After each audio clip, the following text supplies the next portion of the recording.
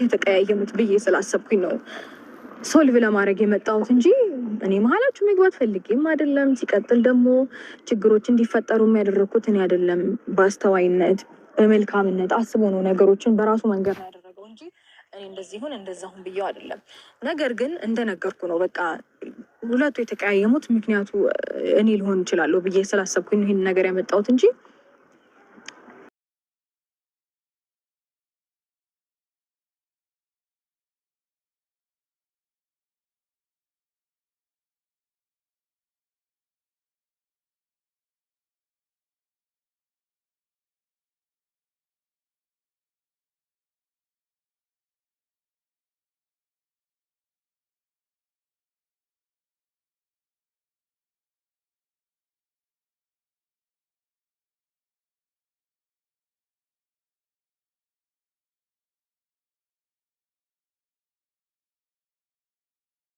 ሰላም ሰላም፣ ውድና የተከበራችሁ ቤተሰቦቼ ናችሁ? ደህና ናችሁ ወይ? እኔ ጋር ሁሉ ሰላም ነው፣ እግዚአብሔር ይመስገን።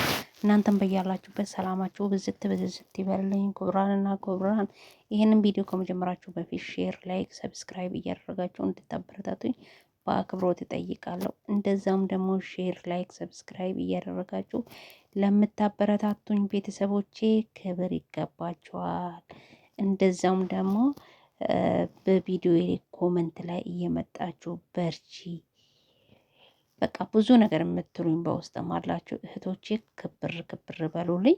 ወደ መጣሁበት ቪዲዮ ሲሄድ ሩታ ዛሬ ወንድማሞቹን ልታስታርቅ መታለች። በመምጣቷ እጅግ በጣም ደስ ብሎኛል። ሩታ እንዲህ አስተዋይ ሆና ወደ ራሷ ተመልሳ እንደዚህ ጥሩ ጥሩ ሀይር ነገር ስትሰራ ደስ ይላልና ባለፈው በጣም ብዙ ነገር ሲባባሉ ነበር። የአብርሃም ታላቅ ወንድም አቁሞ ዛሬ ደግሞ ለእርቅ መጣው ላስታርቃችሁ ነው ላስማማችሁ ነው ብላ ስለመጣች አብርሃም በጣም ቅር ብሎታል። ለምን እንደሆነ ባላቅም ማለት ነው። አብርሃም ምንም እየተዋጥለት አይደለም።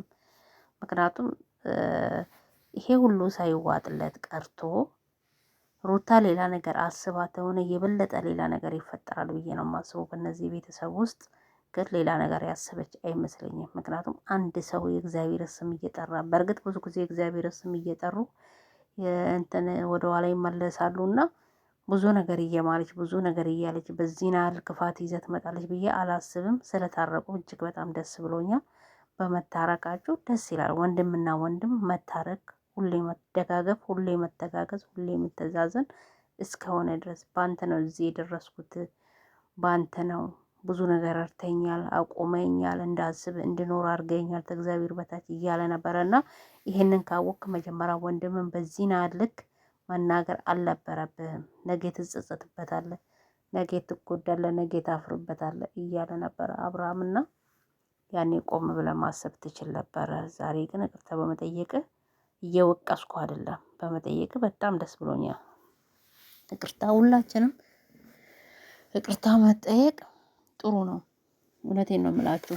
ተበደላችሁም አልተበደላችሁም ይቅርታ መጠየቅ ጥሩ ነው። መጠየቅም ጥሩ ነው እና ይቅርታ ለምን ተጠያየቁ አይደለም ፖይንቴ። እኔ ፖይንቴ ሩታ ስላስታረቀችው አብርሃም ለምን ቅር አለው? እኛ ወንድማሞችንን እኛ መስማማት እንችላለን፣ እኛ ማውራት እንችላለን። አዎ ማውራት ትችላላችሁ፣ ግን ደግሞ ስለተራራቃችሁ በውስጥ የምታውቀው ነገር ስላለ ነው እቺ ለእርቅ የመጣችውና አብርሃም በዚህ ናል ልክ ክፋት ባታስብ ጥሩ ነው። ምክንያቱም በአንተ ምክንያት አጠገቧ ያሉ ጓደኞቿን አርቃለች እኮ በዚህ ሰዓት ትዳሯን ማታ ብቸኝነቷን መርጣ ከልጄ ጋር እኖራለሁ ከህይወቴ ውጡ ብላ አባራቸዋለች እነዛንም እና ይሄ ማለት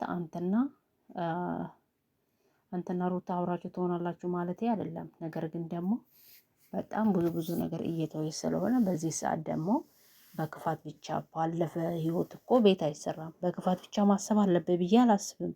በክፋት ስለምን ይሄንን አላሰብክ እንዴ? አንተም ብዙ ነገር አድርገሃል እኮ እናውራ ከተባባለ አንተም ብዙ ነገር አድርገሃታል።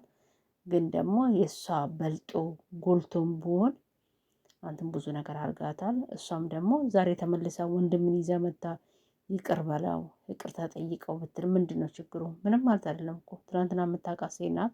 አብራት የኖርካት ብዙ ነገር ያሳለፍካት የልጅ እናት ነች። እንዲህ በማለቷ ቅር ልልህ ይገባል ብዬ አላስብም። አንተ ደግሞ እዚህ ጋር ያስደሰትከኝ ነገር ሄርሜላን ነው። እኔ ወንድምህ ነኝ። እኔ ምንም አይደለም። እኔ ምንም ብታረግ ምንም አይመስለኝም። ግን ደግሞ ያስቀየምከው ሄርሜላን ነው። ሄርሜላን ይቅርታ ጠይቃት እግሯ ላይ ወርቀ እኔ ምንም አልሆንኩም ምንምም ልሆን አልችልም ብሏልና በእርግጥ አዎ ሄርሜላን አስቀይመዋል። ሄርሜላን በጣም ነው የተናገራት። በጣም አስቀያሚ ነገር ነው የተናገራት። ኢቭን ወንድምየው ራሱ ስጠይቀው ስለ ሄርሜላ ምን ሆነ ነው ምን አርጋት ነው በዚህን ያህል ልክ የተጋፋው በዚህን ያህል ልክ የተናገርካት ብሎ ስለው መረጃ አለኝ ብሎ ስልክ ላይ የሆነ ነገር እያሳየ ነበር። ይሄ ደግሞ ውሸት ነው ማለት ነው። አሁን በመጣ አካሄድ ውሸት ነው። እቺ ንጹህ ሴት ናት ማለት ነው ሄርሜላ። በዚህን ያህል ልክ እሷ እንዲህ ናት እሷ እንዲህ ናት ብለህ መናገር በደብረኝ ሚዲያ ላይ ነገ እሷ ደግሞ ትልቅ ሰው ናት። ነገ እኔ እናንተ ቤተሰብ ነን። ነገ እኔ እናንተ እንዴት ተባባል ማለት የለብንም እያለች ነበረ በሰዓቱ። በጣም ብዙ ነገር ተው እያለች ነበር። አንተ ግን እየሰማህ አልነበረም። ዛሬ ግን መተህ ይቅርታ ጠይቀዋል ወንድምህን። እሷን ይቅርታ ጠይቅ፣ እኔን ይቅርታ ብትጠይቅ እኔ ምንም አይደለም ብለዋል። እሱም ትክክለኛ መልስ ነው ያለክ። ምክንያቱም አንተ ወንድም ነው፣ ወንድሙን ነው። ሚስቱን ደግሞ ፍቅረኛውን ደግሞ ማክበር አለበት። እንደዛም ነው ያደረገ አብርሃም አሁን ወደ ራሱ ተመልሷል። እና ሄርሜላን ይቅርታ ጠይቃት ብሏል። ይቅርታ ትጠይቃለህ ብዬ አስባለሁ ሄርሜላን። አብርሃም ግን ሩታ ይቅርታ ስላስጠየቀቻችሁ ሩታ ስላስማማችሁ ቅር ልልህ አይገባም። ለምንስ ቅር አለግ? ይሄ ቅር ልልህ አይገባም እኮ ሩታ ይሄናል ያኔ ባደረገችው ነገር እያስተዋስክማ ይሄናል ማራቅ የለብም። የልጅና እናት በቃ ሁሉ ነገር ልጅነትም አለ ብዙ ነገር አለ። የሰው ህይወት ነበረ። አሁን ደግሞ ወደ ራሴ ተመልሻለሁ በራሴ ነው የምኖረው ብላ ካለች መቀበል አለብህ ብዬ አስባለሁ። በዚህ ናል ልክ አርቃት ማረቅም የለብንም ሊሆንም አይገባም። ምክንያቱም በቃ አንተ በእሷ ምክንያት ወንድም ስጣላ ዝም ማለት አልነበረባትም። ሁላችንም የምናደርገው ነገር ነው። በእኛ ምክንያት የሆነ ሰው ብኮራረፍ በእኛ ምክንያት የሆነ ሰው ብዘጋጋ እኔ ታርቄ ዝም አልልም እኔም ብሆን ማለት ነው። ስለዚህ ይህንን ያደረገችው እኔ ምንም ክፋት መስሎ አልታየኝም። አብርሃም ደግሞ እየመረረ ዋጠው። በዚህ ናል ክፋት አይደለም ያደረገችው ነገር። በዚህ ናል ደግሞ ልትናገራት አይገባህም። ምክንያቱም እሷ እራሷን መልሳ በቃ ይቅርታ ልብ ኖሯት ሰላም ሰታክ ስትኖር አንተ ሰላምን ለምንድነው መፈለግ ያቃተክ?